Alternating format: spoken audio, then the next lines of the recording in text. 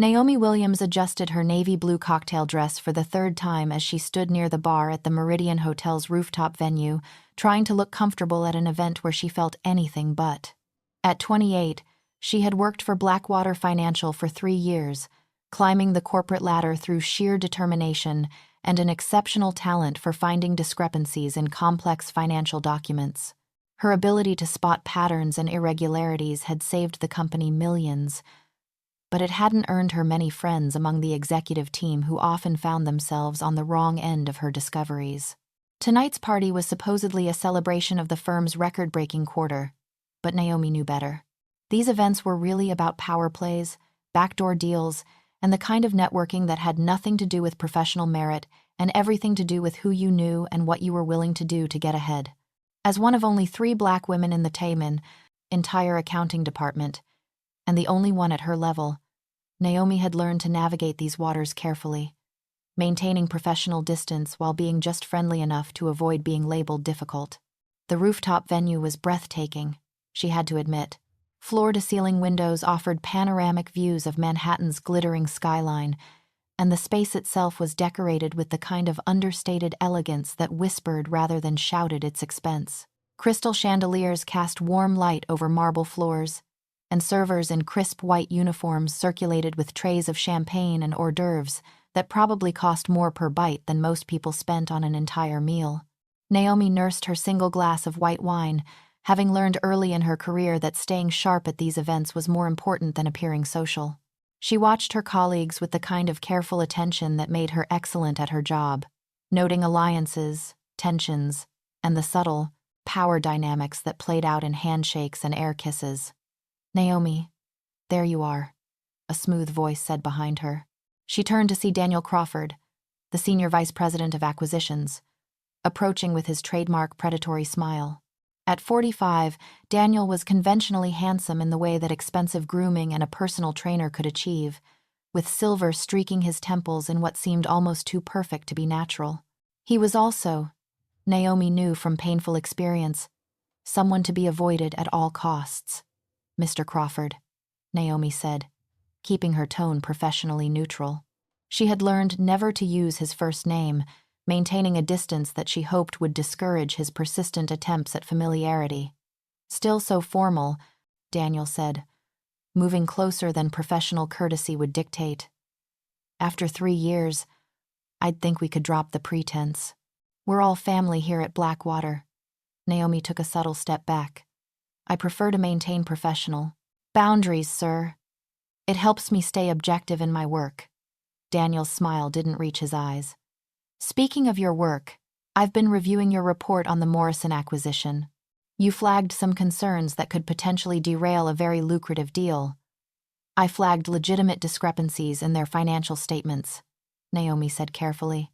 3 years of hidden debt restructuring and what appears to be systematic inflation of asset values. It's my job to identify these issues." "Your job," Daniel said, his voice dropping to a more intimate register, "is to support the goals of this company. Sometimes that means being flexible with your interpretations." Naomi felt her spine stiffen.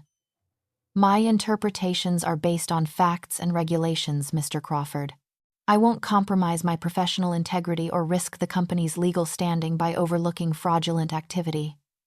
Daniel's expression hardened for a moment before returning to its practiced charm. "You know, Naomi, you could go very far in this company if you learned to be more of a team player.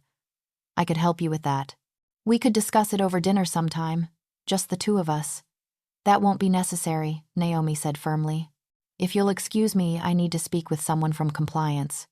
She turned to leave, but Daniel caught her arm, his grip just tight enough to be uncomfortable. "You should be careful, Naomi. This industry is smaller than you think, and reputations can be fragile things." Before Naomi could respond, a server appeared with a tray of fresh drinks. Daniel released her arm and selected 2 glasses of champagne, offering one to her with a smile that didn't acknowledge the threat he'd just made.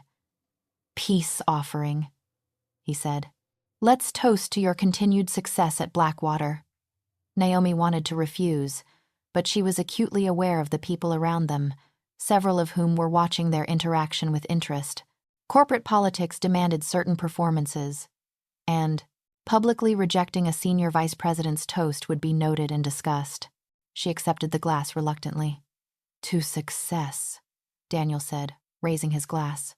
To integrity, Naomi countered, taking what she intended to be a small sip. The champagne tasted wrong immediately. There was a bitter undertone that shouldn't have been there, a chemical tang that made her tongue feel slightly numb. She lowered the glass, alarm bells ringing in her mind, but Daniel was watching her expectantly, and several other executives had joined their circle. Excellent vintage, someone was saying, but the words seemed to come from very far away. Naomi blinked, trying to focus, but the room had begun to tilt slightly. The lights from the chandelier seemed to fracture and multiply, creating halos that pulsed with her suddenly rapid heartbeat. She needed to leave. Now. Excuse me, she managed, her voice sounding strange to her own ears. I need to use the ladies' room. She took a step, but her legs felt disconnected from her body. The floor seemed to ripple beneath her feet, and she had to grip the edge of a nearby table to stay upright. Panic flooded through her as she realized what was happening. The champagne. Daniel had done something to the champagne. Are you all right? Daniel asked, suddenly at her elbow, his hand under her arm in what would look like support to anyone watching. You look a little pale. Perhaps you should sit down. My driver is downstairs. I could take you home. No, Naomi said, but the word came out as barely a whisper. Her vision was starting to tunnel, darkness creeping in from the edges. She could feel her body betraying her, muscles becoming uncoordinated, thoughts scattering like startled birds. That's when she saw him. Across the room, standing near the windows with a presence that seemed to bend space around him, was a man she had noticed earlier but deliberately avoided looking at. He was probably in his mid-30s, with the kind of magnetic presence that made everyone else in the room seem somehow diminished. His dark hair was perfectly styled, his charcoal suit clearly custom-made to fit his powerful frame. But it was his eyes that caught her attention now, dark and intense, fixed on her with a focus that cut through her rapidly deteriorating awareness. Marco Valentino had been watching the entire scene unfold with growing rage that he kept carefully hidden behind a mask of casual indifference. He had come to this corporate party for business reasons that had nothing to do with Blackwater Financial's legitimate operations and everything to do with certain executives who had been laundering money through shell companies that infringed on his family's territory. He had been planning to observe, to gather information, to identify the players before making his move. But then he had noticed her. Naomi Williams, according to the discreet inquiries he had made. A forensic accountant with a reputation for unflinching honesty in a company full of corporate sharks. She had caught his attention initially because of how differently she carried herself from the other attendees. Where they postured and preened, she observed. Where they networked with desperate enthusiasm, she maintained professional distance. She was, he had thought, like a gazelle among hyenas, graceful and alert, and entirely too vulnerable. He had watched the interaction with Daniel Crawford with increasing interest, reading the body language, the subtle threats, the unwanted touching. He knew Crawford by reputation, a man who used his position to prey on women who couldn't afford to refuse him. Marco had already decided Crawford would be dealt with as part of his larger plans for Blackwater, but that had been business. Now, watching the man drug an innocent woman in plain sight, it became personal. Marco moved through the crowd with the kind of purposeful grace that made people step aside without quite knowing why. He reached Naomi, just as her knees started to buckle, catching her before Daniel could fully take control of the situation. Sophia, there you are, Marco said in a voice that carried natural authority with a slight Italian accent that he had never quite lost despite 15 years in America. You promised me that dance. Daniel's face went from confused to angry to afraid in the span of 3 seconds as he recognized who had just intervened. Mr. Valentino, he stammered. I didn't realize you knew Miss Williams. There's quite a bit you don't realize, Crawford, Marco said, his tone conversational, but his eyes promising violence.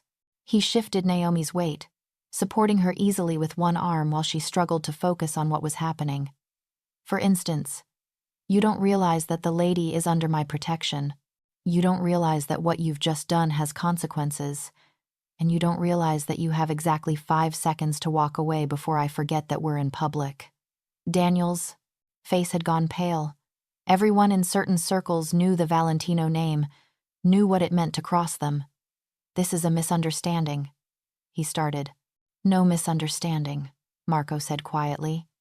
"You drugged her. I saw it. Now leave, before I decide to return the favor with something more permanent." Daniel backed away, nearly stumbling in his haste to put distance between himself and Marco. Several people had noticed the interaction, but none dared to intervene. The Valentino name carried weight that transcended corporate hierarchies. Marco looked down at Naomi, who was fighting to stay conscious despite the drug coursing through her system. Her eyes met his, full of fear and confusion, but also a kind of desperate trust that made something in his chest tighten. "I've got you," he said softly, switching to a gentler tone. "You're safe now. I'm going to get you out of here." "Can't. Walk," Naomi managed, her words slurred. "You don't need to," Marco said. Without hesitation, he lifted her into his arms, carrying her with an ease that suggested her weight was negligible to him. She instinctively wrapped her arms around his neck, her head falling against his shoulder. The crowd parted as Marco carried Naomi toward the elevator. He could feel the eyes on them, the whispers that would follow, but none of that mattered. What mattered was getting her somewhere safe before the drug could do more damage. "My head," Naomi murmured against his neck. "Everything's spinning." "I know," Marco said, his voice surprisingly gentle. "It's GHB, most likely. You need medical attention." The elevator arrived, and Marco stepped inside, still carrying Naomi. As the doors closed, shutting out the party and its predators, he pulled out his phone with one hand while supporting her with the other. "Antonio," he said when his driver answered. "Bring the car around. We have a medical emergency, and call Dr. Rossi. Tell him I need him at the penthouse immediately." "Should I call an ambulance, sir?" Antonio asked. "No hospitals," Marco said firmly. "Too many questions, and Crawford has connections. We handle this privately." As the elevator descended, Naomi's grip on consciousness was fading. "Why?" she managed to ask. "Why are you helping me?" Marco looked down at her. This brave woman who had stood up to a powerful man despite the consequences, who had tried to maintain her integrity in a world that punished honesty. "Because someone should," he said simply. "And because men like Crawford shouldn't be allowed to win." The elevator opened into the hotel's parking garage, where Antonio was already waiting with the black Bentley. Marco carried Naomi to the car, settling her carefully in the back seat before sliding in beside her. She immediately curled against him, seeking stability in a world that wouldn't stop spinning. "Drive," Marco told Antonio. "Quickly, but carefully. No sudden movements." As the car pulled out into Manhattan traffic, Marco kept his arm around Naomi, monitoring her breathing and pulse. The drug was powerful, but she was fighting it with a determination that impressed him. Most people would have been unconscious by now. "Stay with me," he said when her eyes started to flutter closed. "I know it's hard, but try to stay awake." "You're not from the company," Naomi said, her words thick but showing surprising perception even through the drug's haze. "No," Marco admitted. "I'm something else entirely." "Dangerous," she said, not a question but a statement. "Yes," he said, seeing no point in lying. "But not to you. Never to you."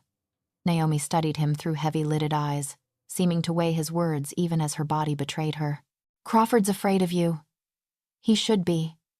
"Good," she said with a fierce satisfaction that made Marco smile despite the circumstances.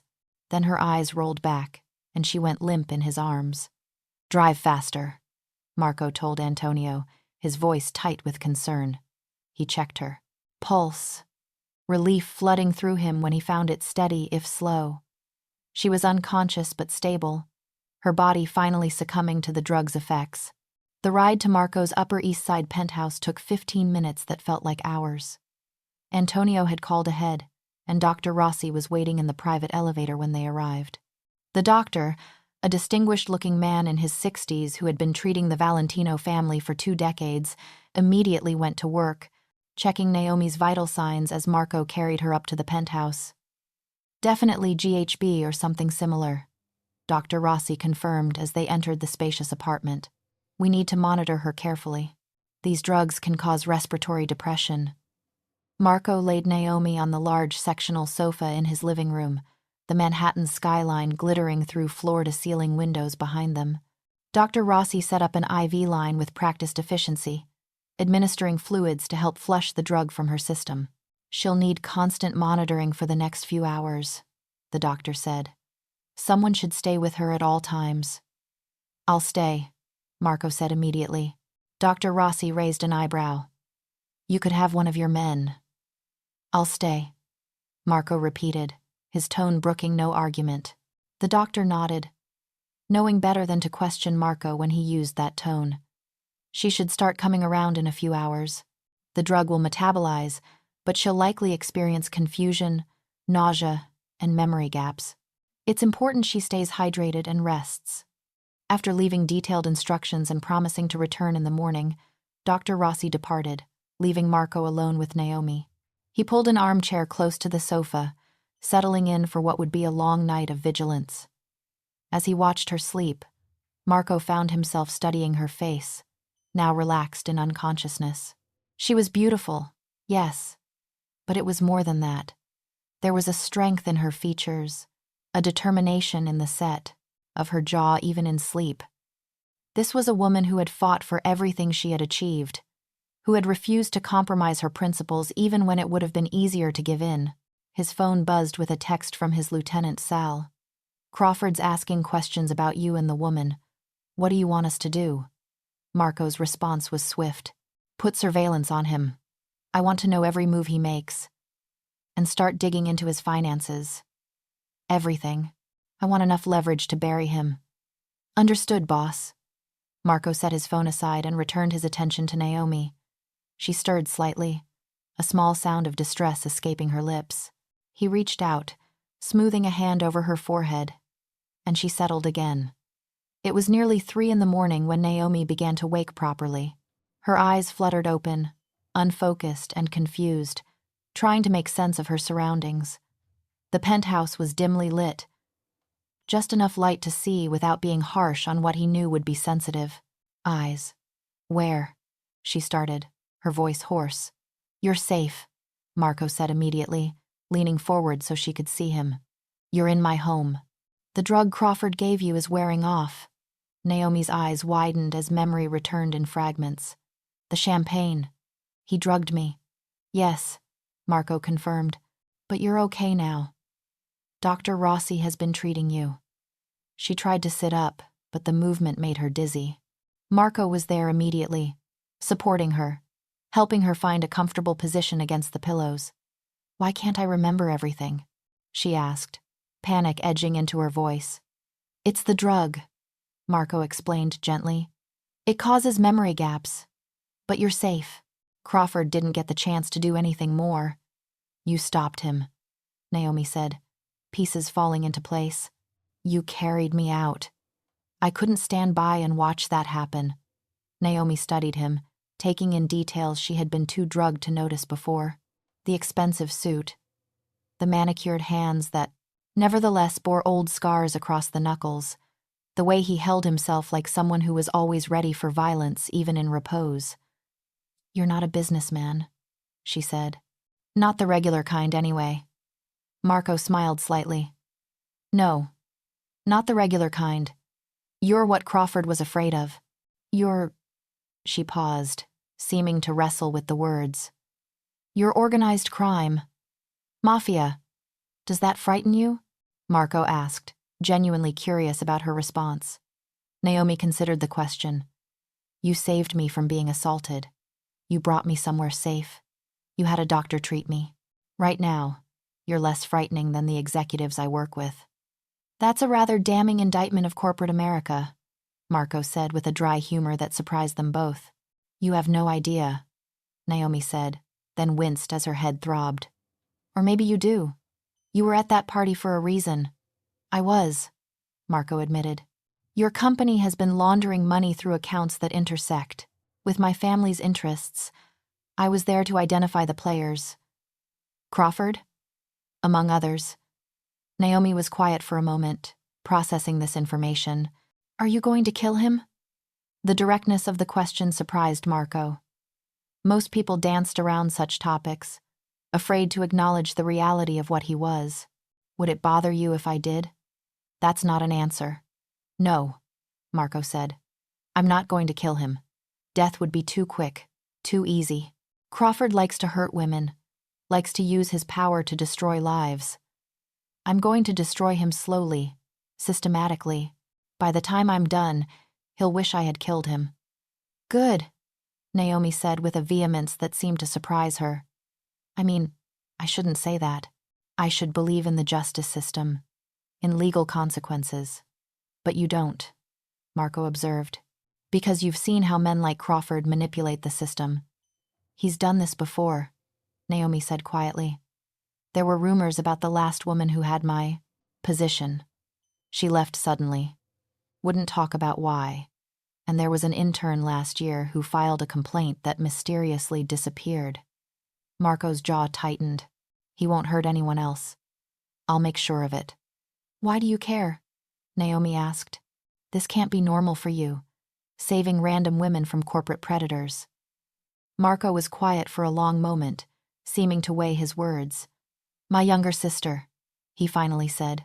She was 18, just starting college. She went to a party where someone drugged her drink. She didn't have anyone to intervene, anyone to carry her to safety. She survived, but she was never quite the same. The man who did it was the son of a senator. He never faced consequences.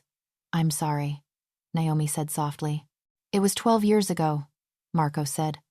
But I swore that if I ever saw it happening to someone else, I wouldn't stand by and watch. What happened to him? The senator's son? Marco's smile was cold and sharp. He disappeared one night. They found him 3 days later in a hospital in Mexico, alive but significantly altered. He confessed to everything, named his victims, provided evidence. Then he vanished again. No one's seen him since. Naomi should have been horrified, she knew. She should have been appalled by the casual admission of violence, of taking justice into his own hands. Instead, she felt a savage satisfaction that at least one predator had faced consequences. You're not what I expected from the Mafia, she said. We're not all like the movies, Marco said. Some of us have codes, rules, lines we don't cross. And protecting women is part of your code? Protecting innocence is part of my code, Marco corrected. But I'll admit, you caught my attention even before Crawford made his move. Why? Naomi asked, genuinely curious. You were different from everyone else there. They were all playing games, wearing masks, pretending to be something they weren't. You were just yourself, refusing to compromise, even when it would have been easier. That takes courage. Naomi felt heat rise in her cheeks despite the lingering effects of the drug. I wasn't brave. I was terrified. Courage isn't the absence of fear, Marco said. It's acting despite the fear. You stood up to Crawford even though he had power over your career. That's brave. They sat in comfortable silence for a moment, the city lights twinkling beyond the windows. Naomi found herself feeling oddly safe, despite being in the penthouse of an admitted mobster. There was something about Marco's presence that was protective rather than threatening, at least to her. What happens now? She asked. Now you rest, Marco said. The drug needs time to fully leave your system. In the morning, we'll discuss your options. I can't go back to Blackwater, Naomi said, the reality of her situation hitting her. Crawford will destroy my career. Only if we let him, Marco said. I told you, I'm going to handle Crawford. But you're right that Blackwater isn't safe for you anymore. I have a proposition if you're interested. A proposition from the Mafia, Naomi said with a weak laugh. My mother would have a heart attack. I need someone with your skills, Marco said seriously. Someone who can analyze financial records, spot patterns, identify irregularities. Someone incorruptible. You want me to be your forensic accountant? I want you to help me clean up certain aspects of my business, Marco said. Make them more legitimate, more sustainable. The old ways are dying. To survive, we need to evolve. And that means having someone who understands both the legal and illegal sides of finance. That sounds dangerously close to money laundering, Naomi pointed out. The opposite, actually, Marco said. I want to move away from the practices that require laundering. But to do that, I need to understand exactly where all the money comes from and where it goes. I need someone who can trace every dollar and identify which revenue streams can be legitimized and which need to be eliminated. Naomi studied him, trying to read beyond the handsome face and expensive suit. You're serious about this. You actually want to go legitimate. As legitimate as someone with my history can be, Marco said.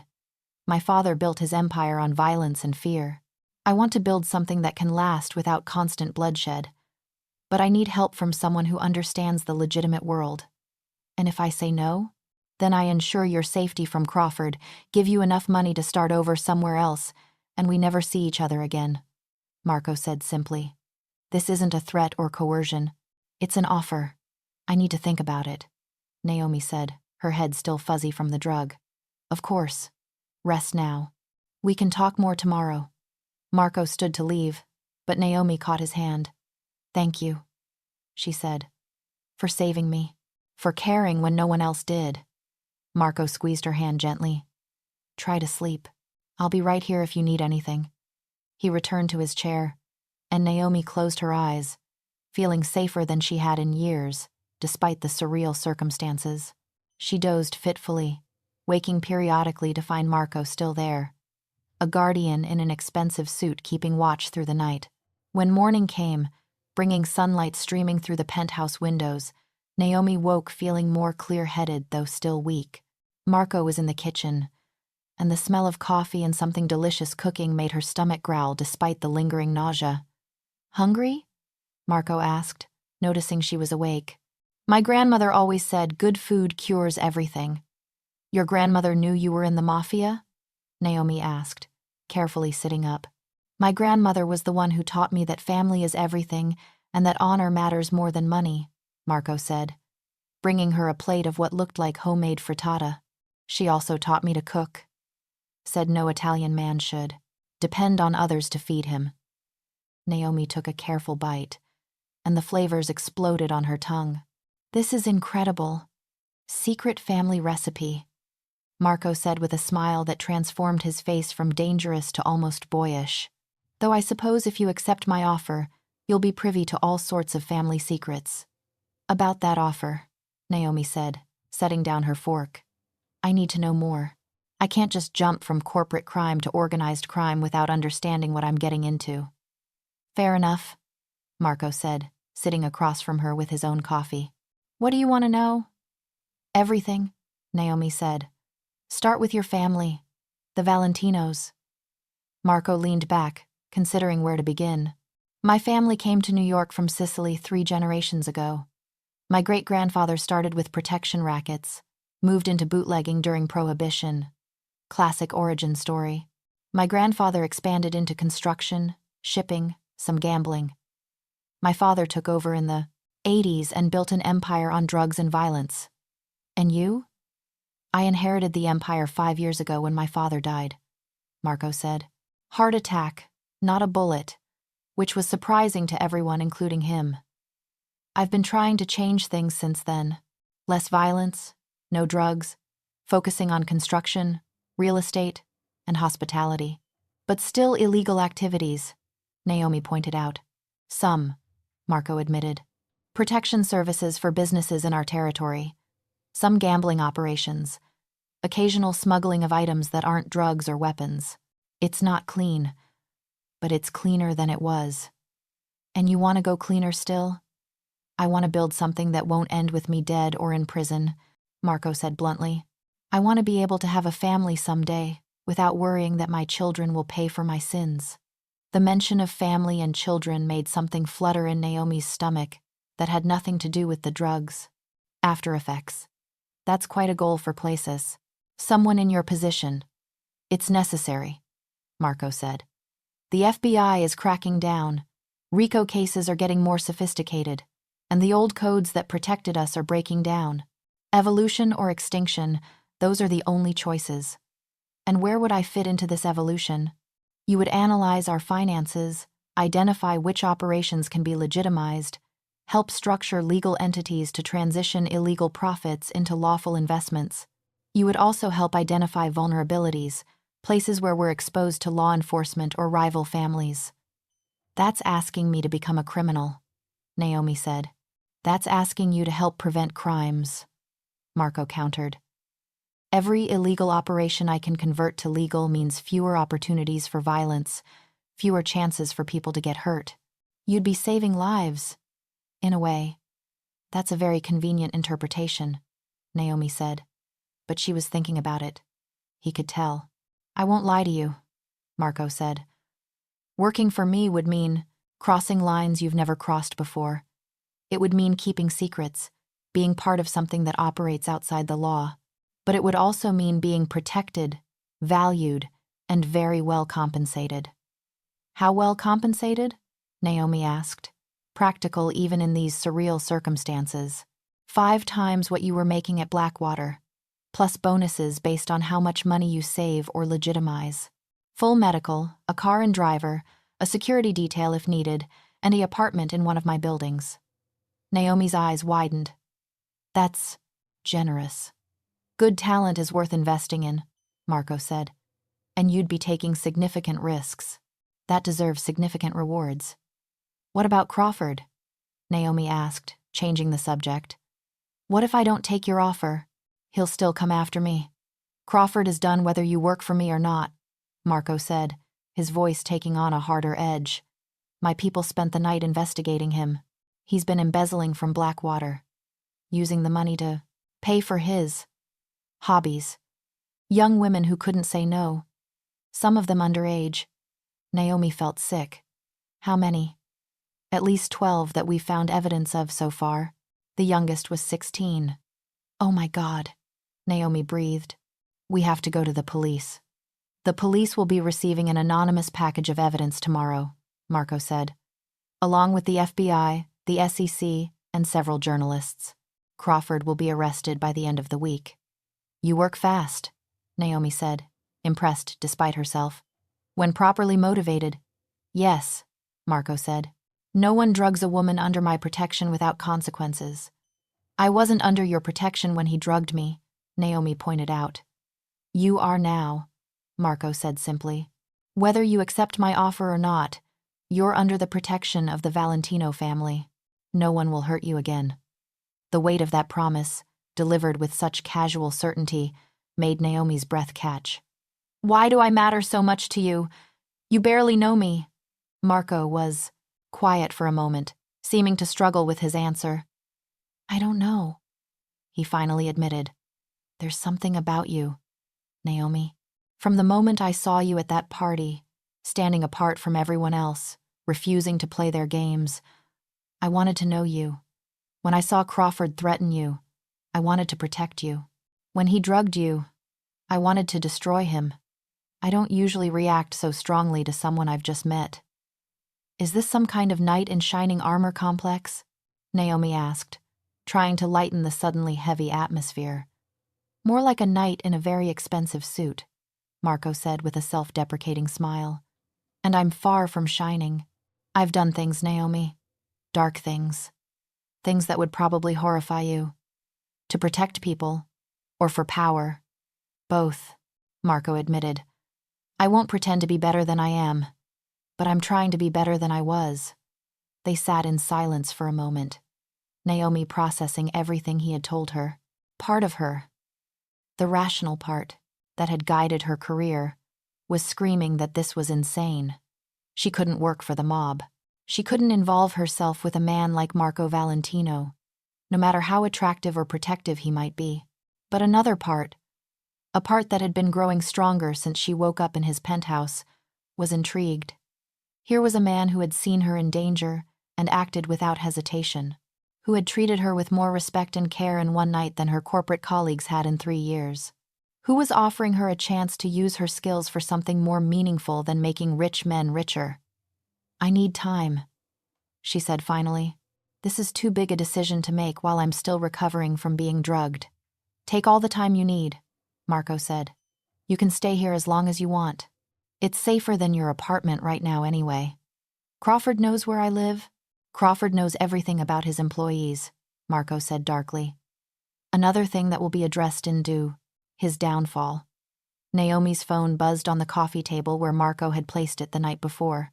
She picked it up to find dozens of missed calls and messages, most from numbers she didn't recognize, but a few from coworkers. "Word got out about last night," she said, scrolling through the messages. "Everyone wants to know what happened. Why Marco Valentino carried me out of the party. What do you want to tell them?" "Nothing," Naomi said, setting the phone aside. "They don't deserve explanations." "Good instinct," Marco approved. "The less people know, the safer you are." A knock at the door made Naomi tense, but Marco seemed unsurprised. "That would be Sal with some things from your apartment," he said. "I took the liberty of having him pick up clothes and essentials." "You sent someone to my apartment?" Naomi asked, not sure if she should be offended or touched. "You need your things, and it wasn't safe for you to go yourself," Marco said pragmatically. "Sal was very respectful. Only took what was on the list I gave him." Sal turned out to be a massive man in his 40s with kind eyes and hands that looked like they could crush stone. He set down 2 suitcases and a garment bag with surprising gentleness. "Miss Williams," he said with a slight nod. "I hope you're feeling better." "Thank you," Naomi said, still adjusting to the surreal politeness of these dangerous men. After Sal left, Naomi showered and changed into her own clothes, feeling more human than she had since the party. When she emerged from the guest bathroom, she found Marco on the terrace, speaking rapidly in Italian on his phone. He ended the call when he saw her. "Business?" she asked.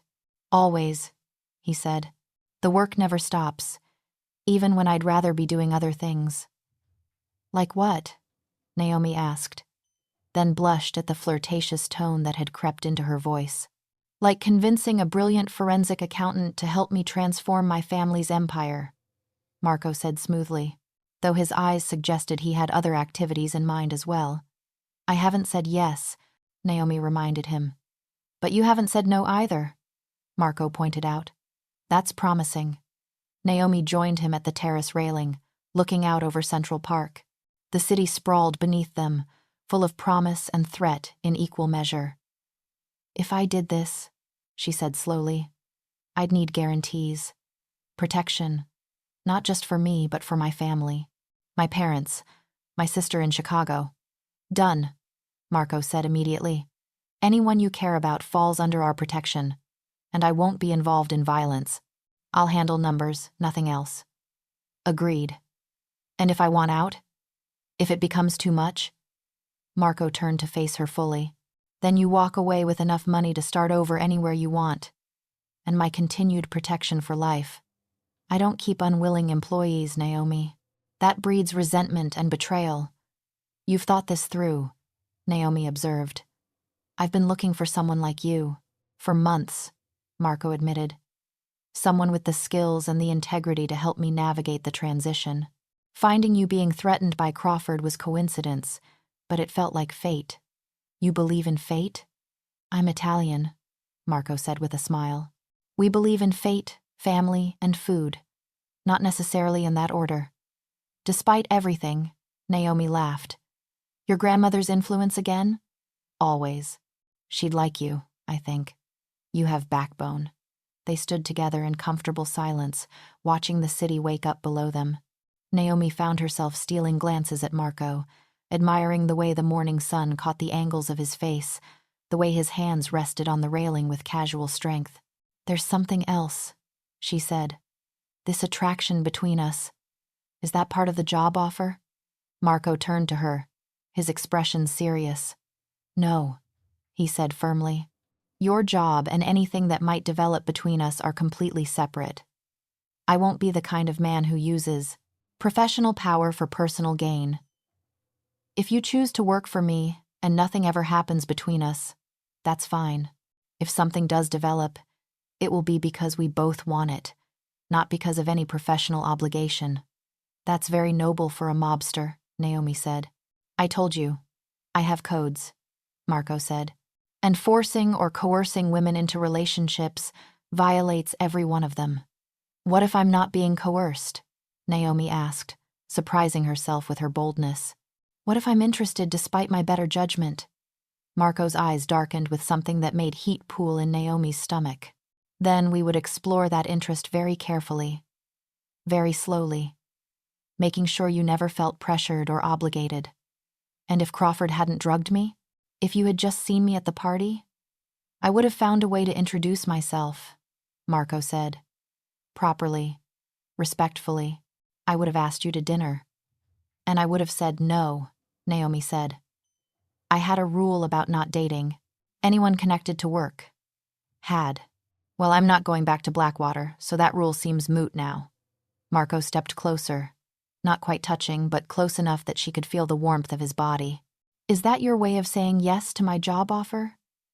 It's my way of saying I'm considering all my options, Naomi said, her voice slightly breathless. The job and other things. I can be patient, Marco said, though the intensity in his eyes suggested patience would be difficult. Good, Naomi said, stepping back to create some distance before she did something impulsive. Because I need at least a week to decide about the job, and longer than that before we explore other things. A week, Marco agreed. Stay here while you decide. It's safer, and it will give you a chance to see what being under the protection of the Valentino family means. You want me to live with you for a week? Naomi asked, raising an eyebrow. I want you to be safe for a week, Marco corrected. The penthouse has 5 bedrooms. You'll have your own space, complete privacy. I'm often gone for business anyway. It was a reasonable offer. More than reasonable, really. Her own apartment suddenly seemed very vulnerable, especially with Crawford still free for a few more days. And if she was honest with herself, the idea of spending more time with Marco was appealing despite all the rational arguments against it. All right, she said. 1 week. But I have conditions. Name them. I want to see your operations. Not the violent stuff, but the business side. If I'm going to consider working for you, I need to know what I'm getting into. Done. And I want to meet your sister. The one you mentioned. Marco's expression softened. Lucia would love to meet you. She's always saying I need more positive influences in my life. And no pressure, Naomi said firmly. About the job or about us. I make my decision freely or not at all. Understood, Marco said. I reserve the right to try to impress you. With what? Your criminal empire? Naomi asked dryly. With my cooking, Marco said with a grin that made him look years younger. Wait until you try my osso buco. You'll be ready to sign any contract I put in front of you. We'll see about that, Naomi said. But she was smiling too. Over the next week, Naomi got an education in a world she had only seen in movies and television shows. Marco was true to his word, showing her the legitimate sides of his business, the construction companies and restaurants, the real estate holdings and import operations. She met his lieutenants, men who looked dangerous but treated her with surprising respect. She saw the books, analyzing the complex web of finances with her trained eye, identifying both problems and opportunities. She also met Lucia, Marco's sister, who was nothing like what Naomi had expected. Lucia was a successful lawyer, married to a pediatrician, with 2 young children and a house in Westchester. She had extracted herself from the family business, but maintained close ties with Marco. He saved me, Lucia told Naomi over coffee in her sunny kitchen while her children played in the next room. After what happened in college, I was broken. Marco put me back together, made sure I got therapy, protected me while I healed. He paid for law school, walked me down the aisle at my wedding, when our father was already gone. He's a good man, despite everything. The everything being the criminal empire? Naomi asked. The everything being the weight of expectations and family history? Lucia corrected. Marco didn't choose this life. It chose him. but he's trying to change it, to be better than our father and grandfather. He just needs the right people to help him. And you think I'm the right people? Lucia studied her with eyes that were very like her brother's. I think you're the first woman he's shown genuine interest in, who isn't impressed by his power or afraid of it. You see him, not just the Valentino name. That's rare. The conversation with Lucia stayed with Naomi as the week progressed. She saw more of Marco's world, the legitimate businesses that employed hundreds of people, the protection he provided to small businesses in Italian neighborhoods, the college funds he quietly established for the children of employees who had died or been imprisoned. She also saw the darker side, though Marco tried to shield her from it. The meetings that ended with subtle threats, the phone calls that made hardened men go pale, the gun he carried with the same ease that other men carried phones. He was dangerous. There was no denying that. But he was dangerous with purpose, with codes and boundaries that he never crossed. Crawford was arrested on Thursday, led out of Blackwater's offices in handcuffs as news cameras rolled. The evidence against him was overwhelming, and several victims had come forward once they knew he was in custody. Naomi watched the news coverage from Marco's penthouse, feeling a savage satisfaction at seeing her would-be attacker brought low. He'll never hurt anyone again, Marco said, standing beside her. 20 years minimum, probably more once all the charges are filed. You did that, Naomi said. In 4 days you accomplished what the justice system failed to do for years. We did that, Marco corrected. Your information about his activities at Blackwater helped identify his patterns, his vulnerabilities. It was true. Naomi had spent hours going through her memories of Crawford's behavior, identifying dates and potential victims that Marco's people had then investigated. It was her first taste of operating outside the law for a greater good, and it was intoxicating. On Friday, Crawford's assets were frozen as more evidence of embezzlement emerged. Several other Blackwater executives were implicated, and the company's stock plummeted. Naomi received dozens of calls from former colleagues, some fishing for information, others warning her that she was now persona non grata in the corporate world for her association with Marco Valentino. They're right, she told Marco that evening. No legitimate financial firm will hire me now. I'm tainted by association with you. Does that bother you? Marco asked, genuinely curious. Naomi considered the question. A week ago, it would have devastated her. Her career had been everything, the culmination of years of hard work and sacrifice. But now, after seeing how corrupt that world really was, how men like Crawford operated with impunity while people like her were expected to look the other way, she found she didn't mourn its loss. No, she said, surprising herself with the certainty in her voice. That world was killing me slowly, asking me to compromise my integrity piece by piece. At least with you, I know where I stand. And where do you stand? Marco asked, moving closer. They were on the terrace again, watching the sun set over Manhattan. The week was almost up, and Naomi knew he was asking about more than just the job. I'll take the position, she said. Financial analyst and consultant to the Valentino family. God help me, but I want to be part of what you're trying to build. Marco's smile was brilliant. You won't regret it, Naomi. I promise you that. I might, she said, but I think I'd regret walking away more. And the other thing? Marco asked, his voice dropping to that register that made her pulse race. The exploration of mutual interest? Naomi turned to face him fully. Her decision made. I think we can start with dinner. A proper date, not a business meeting. Tomorrow night, Marco said immediately. I'll take you to my favorite restaurant. Not one I own, so there's no professional conflict. I'd like that, Naomi said. Marco reached out, his hand cupping her cheek with surprising gentleness. Can I tell you something? Yes. When I carried you out of that party, when you trusted me despite being drugged and vulnerable, something shifted in me. I've been with women before, but I've never felt this need to protect, to possess, to cherish. It's overwhelming and probably too fast, but I need you to know that this isn't casual for me. Naomi's breath caught. It's not casual for me, either. It's terrifying and probably stupid, but when I'm with you, I feel safer than I've ever felt. Which makes no sense given what you are. What I am is yours, Marco said simply. My protection, my resources, my attention, all yours if you want them. That's a dangerous thing to promise, Naomi said. I'm a dangerous man, Marco replied, but never to you. For you, maybe, but never to you. Naomi rose on her toes and pressed her lips to his, a soft kiss that nonetheless felt like stepping off a cliff. Marco's arms came around her immediately, pulling her against him as the kiss deepened. She could feel his restraint, the careful control he maintained even as passion sparked between them. When they finally broke apart, both breathing hard, Marco rested his forehead against hers. You're going to change everything, he said softly. Is that a bad thing?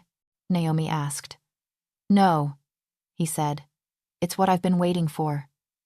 3 months into her new position, Naomi faced her first real test of loyalty. She sat in Marco's office, a thick folder in her hands that contained information that could destroy everything they were building together. We have a problem, she said, her voice tight with tension. Marco looked up from his own papers, immediately alert to her tone. What kind of problem? The kind that involves one of your oldest lieutenants stealing from the family, Naomi said, placing the folder on his desk. Roberto has been skimming from the construction contracts, about $3 million over the past year. Marco's expression darkened as he reviewed the evidence she had compiled. Roberto had been with the family for 20 years, had stood as best man at Marco's father's wedding. This betrayal would cut deep. You're certain? Marco asked, though he could see the proof laid out in Naomi's meticulous documentation. Financial forensics don't lie, Naomi said. He was clever about it, using shell companies and inflated invoices. But the pattern is clear. He's been funding a gambling problem and a mistress in Miami. Marco was quiet for a long moment, and Naomi could see the war playing out behind his eyes. The old way would be violence, swift and final. The new way, the legal way, would involve lawyers and courts and public scandal. What would you do? He asked her, genuinely curious about her perspective. In the corporate world, we'd fire him, sue for damages, and press criminal charges, Naomi said. But I know that's not how your world works. It's how it needs to work if we're going legitimate, Marco said. But there are complications. Roberto knows things, historical things that could hurt the family if he decided to talk. Then we need leverage, Naomi said. Lucky for you, I found some. Roberto's been evading taxes on his stolen money. The IRS would be very interested in his hidden accounts. Marco smiled, slow and dangerous. You're learning to think like us. I'm learning to think strategically, Naomi corrected. There's a difference. The confrontation with Roberto was tense. The older man had blustered, then threatened, then finally crumbled when presented with the evidence. He agreed to leave New York, repay what he had stolen, and keep his silence in exchange for Marco not turning him over to either the authorities or the more traditional forms of family justice. You're soft, Roberto spat as he signed the agreement Naomi had drafted. Your father would have put a bullet in my head. My father's methods died with him, Marco said coldly. Consider yourself lucky that Naomi convinced me to handle this the modern way. After Roberto left, Marco pulled Naomi into his arms. You saved his life, you know. My first instinct was the old way. I know, Naomi said. But if we're going to change, really change, it has to be consistent. We can't be legitimate only when it's convenient. You're going to be the death of my reputation, Marco said, but he was smiling. The other families already think I'm going soft. Let them think it, Naomi said. While they're clinging to the old ways, we'll be building something that can last. That night, Marco introduced Naomi to another aspect of his world she hadn't seen before: the community work. They drove to a community center in Brooklyn that Marco's family had been funding for decades. Inside, kids from the neighborhood were getting tutoring, playing basketball, learning trades from volunteer instructors. "This is beautiful," Naomi said, watching Marco interact with the children who clearly adored him. "My mother started it," Marco explained. "She believed that the family had an obligation to give back to the community that supported us. Even when the money came from illegal sources, she insisted some of it go to good causes. Dirty money for clean purposes," Naomi observed. "Not anymore," Marco said. "Thanks to you, the money funding this place is completely legitimate now. These kids don't have to carry the weight of where their help comes from." An older woman approached them, her face lighting up when she saw Marco. "Marco Valentino, it's been too long since you visited." "Mrs. Chen," Marco said warmly, kissing her cheek. "I want you to meet someone special. This is Naomi Williams, my girlfriend." He stumbled slightly over the word, as if it didn't quite capture what Naomi meant to him. Mrs. Chen studied Naomi with sharp eyes.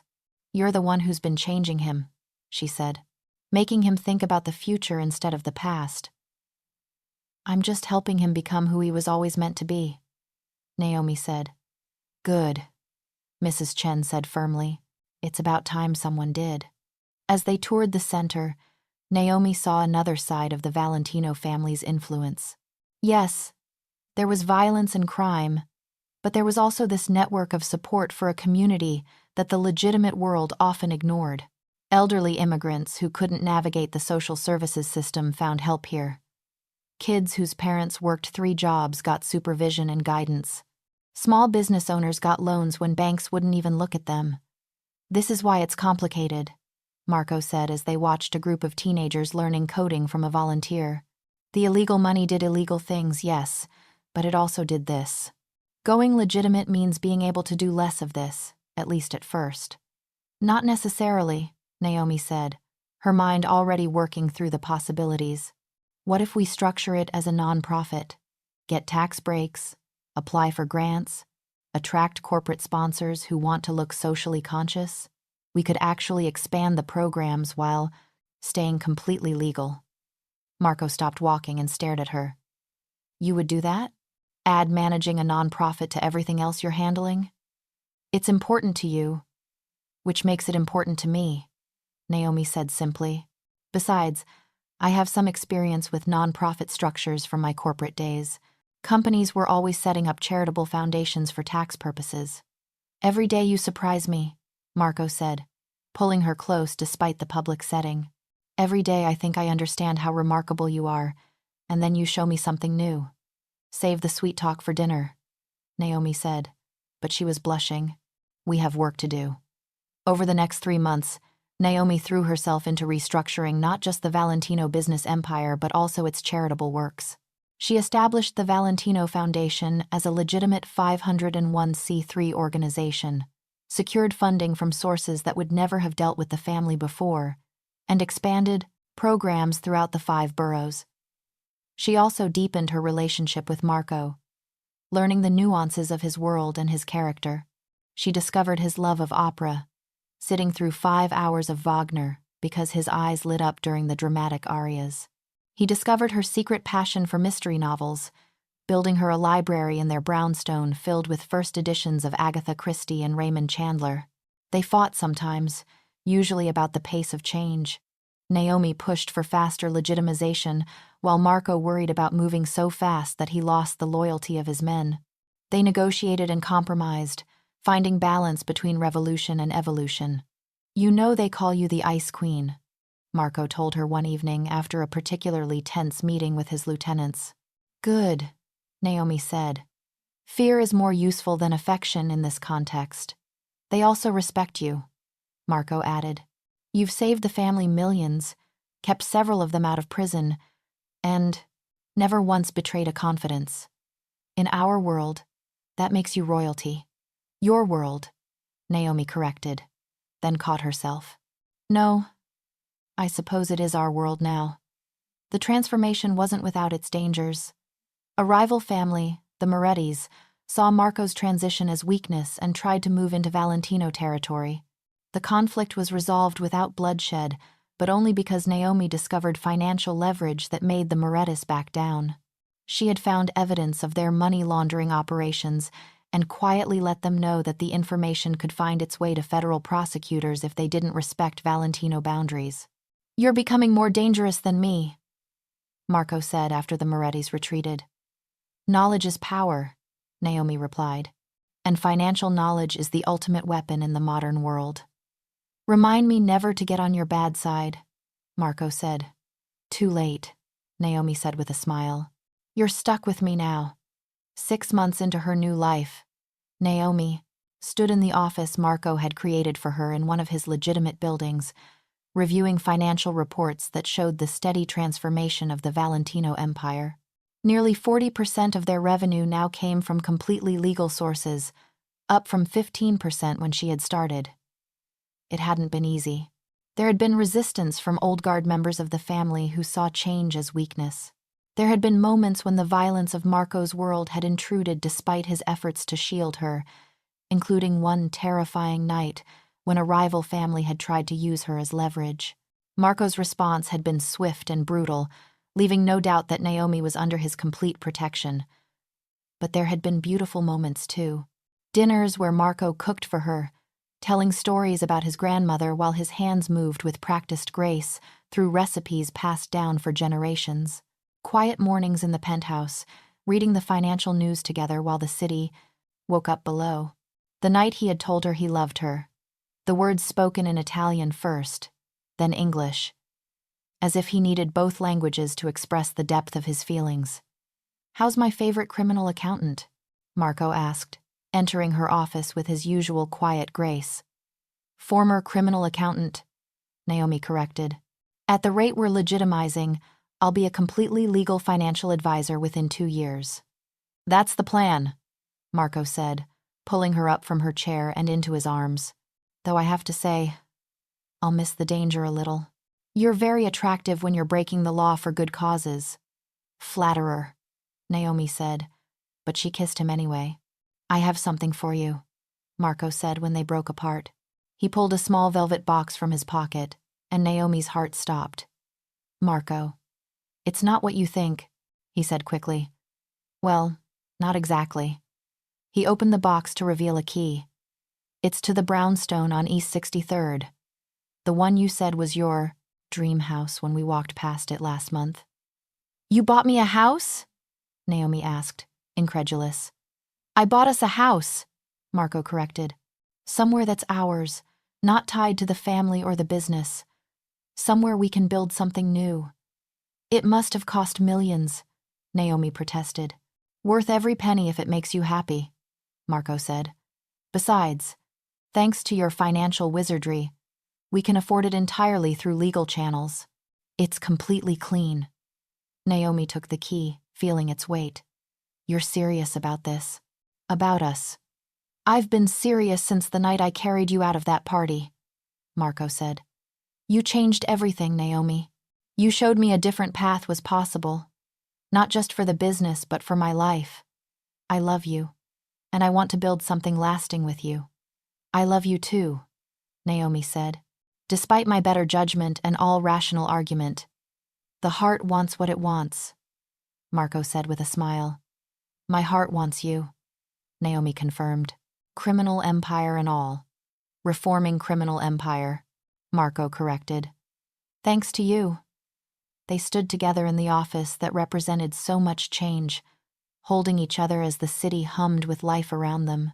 Naomi thought about that night 9 months ago when Daniel Crawford had drugged her drink, when her world had spun out of control and the only solid thing had been Marco's arms carrying her to safety. She had thought she was losing everything that night: her career, her carefully constructed life, her sense of security. Instead, she had found something infinitely more valuable. She had found a man who would protect her with his life, challenge her with complex problems, and love her with an intensity that still took her breath away. She had found a purpose that went beyond making rich men richer, work that actually mattered, that transformed lives and communities. "What are you thinking about?" Marco asked, reading her contemplative mood. "That party," Naomi said. "How different everything would be if you hadn't been there." "I would have found you eventually," Marco said with certainty. One way or another, we were meant to cross paths. You really believe that? I'm Italian, Marco reminded her.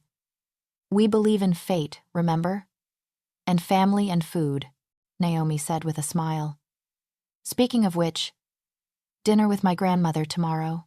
She's finally back from Sicily and dying to meet the woman who has me, and I quote, wrapped around her finger like a cheap ring.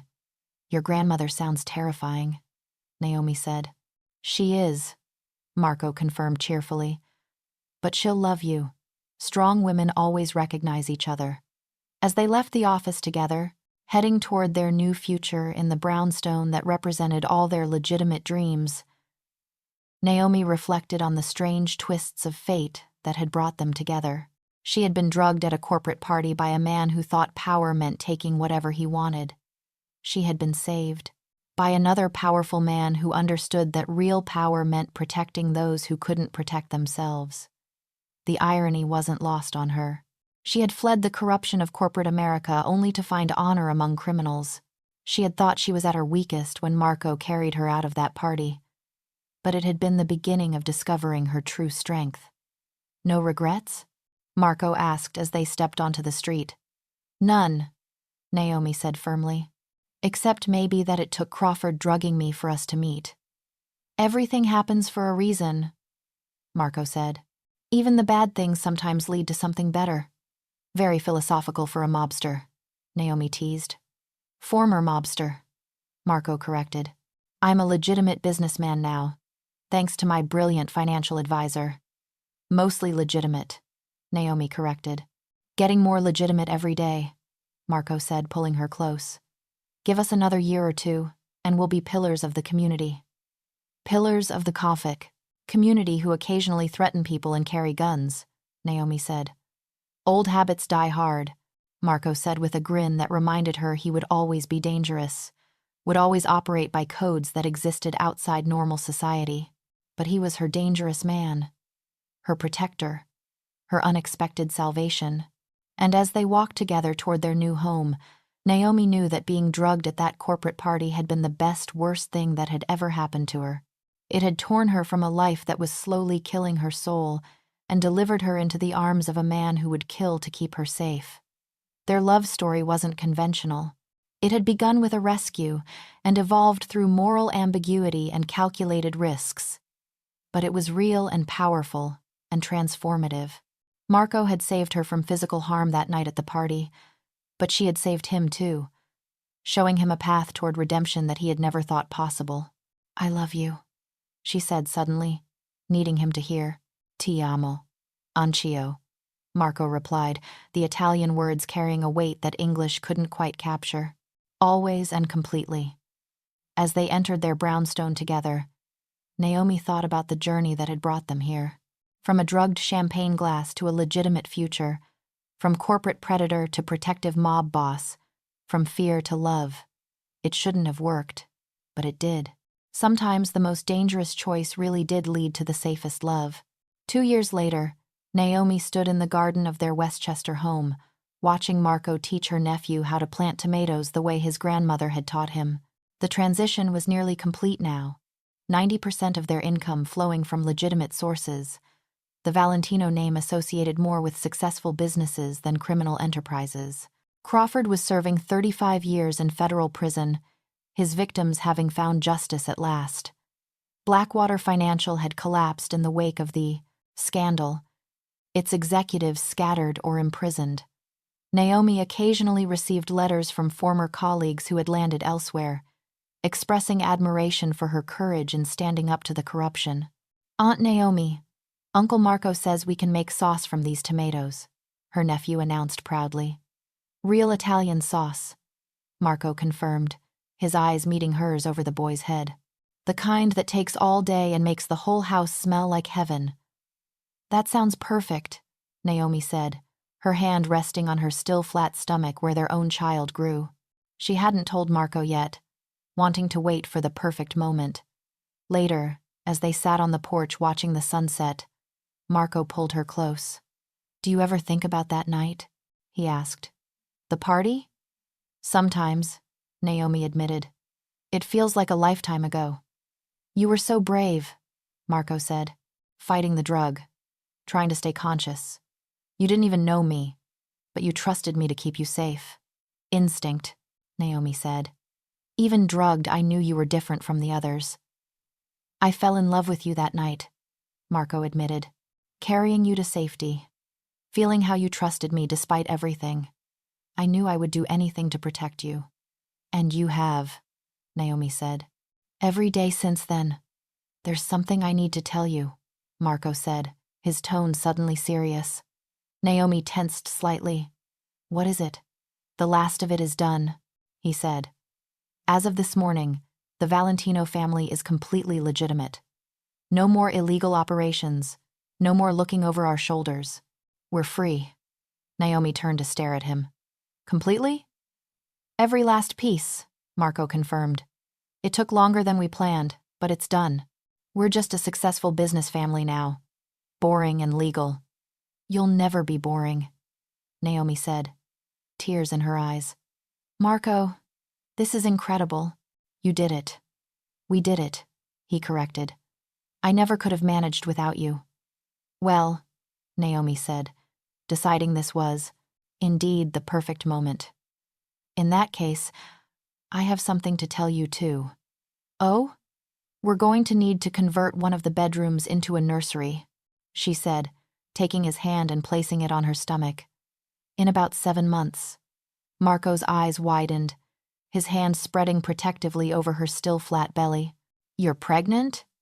I found out this morning, Naomi confirmed. Our baby will be born into a completely legitimate family. No shadow of crime hanging over them. Marco kissed her deeply, pouring all his joy and love and promise into the connection. A baby, he said when they broke apart. Our baby. Our legal, legitimate, boring baby, Naomi teased. With you as their mother and me as their father, they'll be anything but boring, Marco said, though hopefully less dramatic than our beginning. No drugged champagne at parties, Naomi agreed. No carrying unconscious women to safety, Marco added. Just normal, legal, loving family life, Naomi said. Sounds perfect, Marco said, and meant it. As they sat together on the porch of the home they had built, watching the stars come out over their legitimate life, Naomi reflected on the strange journey that had brought them here. She had been drugged at a corporate party by a predator who thought he could take what he wanted. She had been saved by a man who many would consider equally dangerous. But that dangerous man had become her salvation, her love, her partner in transformation. Their child would never know the weight of criminal legacy. They would grow up in a world where the Valentino name meant success through hard work and smart business, not violence and fear. It was a gift Marco had worked tirelessly to give, and one Naomi had helped him achieve. I love you, she said, the words carrying the weight of their entire journey. I love you too, Marco replied. Forever and always, in this life and whatever comes after. The stars shone brighter, as if in approval of their hard-won happiness. Somewhere in Manhattan, a corporate party was probably happening, with all its hidden dangers and predatory games. But here in Westchester, in a garden planted with tomatoes and dreams, a former mob boss and a former forensic accountant sat in perfect contentment. Their legitimate love story complete at last. It had begun with drugged champagne and desperate trust. It had evolved through danger and moral complexity, but it had resulted in something beautiful and lasting and entirely their own. Sometimes the worst moments really did lead to the best outcomes. Sometimes being carried away from everything you knew delivered you exactly where you needed to be.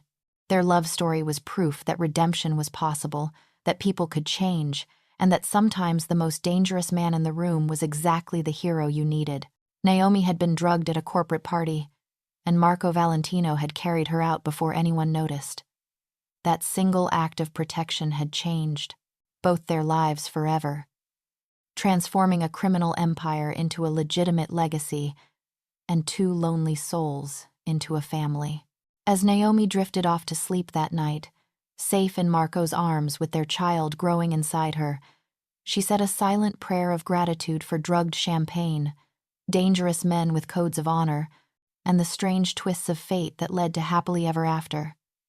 Their story would be told to their children and grandchildren, though perhaps with some details sanitized for young ears. The story of how Grandpa saved Grandma from a bad man, how Grandma helped Grandpa become a good man, and how together they built something beautiful from the ashes of their old lives. 5 years after that fateful night at the corporate party, Naomi stood before a room full of law enforcement officials, business leaders, and reformed criminals at a conference on organized crime reform.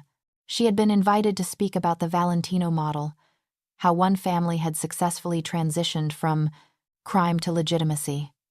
"The path to transformation isn't easy," she said, commanding the room with the same presence that had once intimidated hardened mobsters. "It requires courage, vision, and most importantly, a willingness to let go of the past."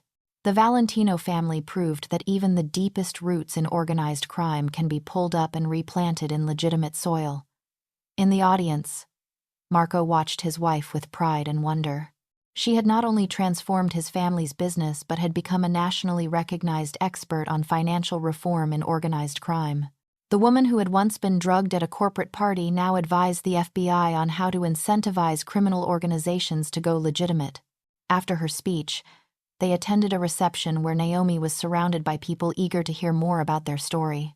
Marco stood back, content to watch her shine, until a familiar voice made him turn. "She's remarkable," Daniel Crawford said. Marco's hand instinctively moved, toward where his gun used to be, then stopped. Crawford looked nothing like the predator from 5 years ago. Prison had aged him 20 years and 5, his hair completely gray, his expensive confidence replaced by the broken posture of a man who had lost everything. "What are you doing here?" Marco asked, his voice deadly quiet. "I was released last week," Crawford said. "Good behavior, overcrowding. I'm nobody now, Valentino. No money, no power, no friends. I came to apologize." "Apologize?" Marco laughed, but there was no humor in it. "You drugged my wife. You tried to assault her." "I know," Crawford said, and to Marco's surprise, there were tears in his eyes. "I know what I did, what I was. Prison gave me a lot of time to think about the man I had become. I'm in therapy now, trying to understand why I thought I had the right to hurt women. I don't expect forgiveness. I just needed to say I'm sorry." Marco studied the broken man before him, searching for any sign of awe, deception. "Naomi doesn't know you're out," he said. "If you go near her, if you even look at her wrong, I will forget every legitimate thing about my life and become the man my father was. Do you understand?" "I understand," Crawford said. "I won't bother either of you again. I just needed you to know that what you did, exposing me, stopping me, it saved other women from what I would have done. Thank you for that." Crawford walked away, leaving Marco to process the bizarre encounter. When Naomi found him later, he debated telling her, but decided to wait. Tonight was her triumph. Crawford's shadow didn't need to darken it. A month later, Naomi discovered she was pregnant with their second child. Their son, Anthony, was 3 now, a perfect blend of his parents with Marco's intense eyes and Naomi's brilliant mind. The news of another baby was cause for celebration, but also reflection on how far they had come. "Our children will never know the weight of the family's old business," Marco said, his hand on her still flat stomach. "They'll grow up Valentinos, but that name will mean honor and success, not fear and violence." "Thanks to you," Naomi said. "Thanks to us," Marco corrected. "I had the will, but you had the way. Together, we accomplished the impossible." The legitimate Valentino empire now spanned multiple industries: construction, real estate, hospitality, and through Naomi's strategic planning, technology investments that were yielding enormous returns. The family employed thousands of people, all legally, all with benefits and fair wages. The Valentino Foundation had expanded beyond New York, funding community centers and scholarship programs across the country. There were still challenges. Some of the old families resented Marco's transformation, seeing it as a betrayal of tradition. The FBI still watched them, suspicious that the change was merely a cover for deeper crimes. And occasionally, ghosts from the past would surface, requiring careful handling to prevent them from destroying what they had built. But for every challenge, there was a victory. Tommy, the young soldier who had helped them move into the brownstone, graduated from business school and now ran one of their legitimate companies. Lucia's children grew up without the fear that had marked their mother's childhood. The community center in Brooklyn had produced doctors, lawyers, and teachers who might otherwise have ended up in prison or dead. "Do you ever regret it?" Marco asked one evening as they watched their children play in the garden. "The life you could have had if Crawford hadn't drugged you?" "What life?" Naomi asked. "The one where I worked 80-hour weeks making rich criminals richer legally. Where I compromised my integrity daily just to survive in that corporate shark tank. Where I would have eventually become as soulless as the people I worked for." "You would never have become like them," Marco said. "Maybe not," Naomi agreed. "But I would have been diminished. Worn down. Here, with you, I'm more myself than I ever was in that world. I'm using my skills for something meaningful, building something that will last beyond us." "Our legacy," Marco said. "Our legitimate legacy," Naomi emphasized. As if summoned by their conversation, Anthony ran over, his face bright with excitement. "Mama, Papa, look what I found!" He held up a perfect tomato from their garden, red and ripe and beautiful. "That's wonderful, Piccolo," Marco said, lifting his son onto his lap. "Should we make sauce tonight?" "Yes," Anthony exclaimed. "Grandma's recipe." They went inside together, a family bound not by crime but by love, not by violence but by vision. In the kitchen, Marco taught Anthony to prepare the tomatoes, while Naomi made the pasta from scratch, a skill she had learned from Marco's grandmother before the older woman passed. "Tell me the story," Anthony demanded, as he always did when they cooked together. "What story?" Marco asked, though he knew. "How you met Mama." Marco and Naomi exchanged glances, their edited version of events ready. "Well," Marco began, "I was at a very boring party when I saw your mama across the room.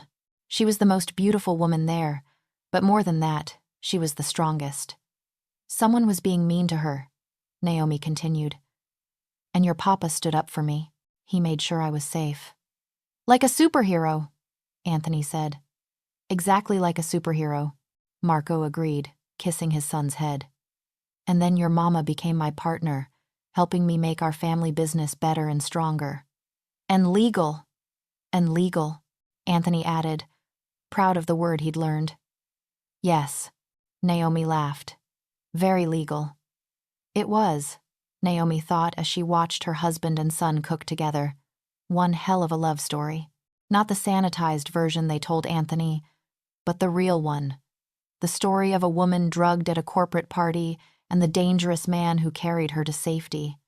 The story of transformation and redemption, of love growing in the most unlikely ground.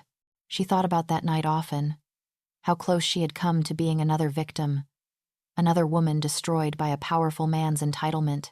Instead, she had become the architect of a criminal empire's transformation, the mother of children who would never know their family's dark history, the wife of a man who had chosen change over tradition.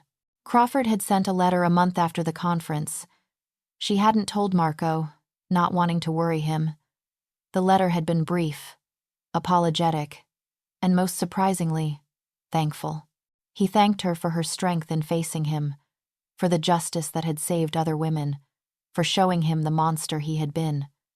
He promised never to contact her again, and somehow, she believed him.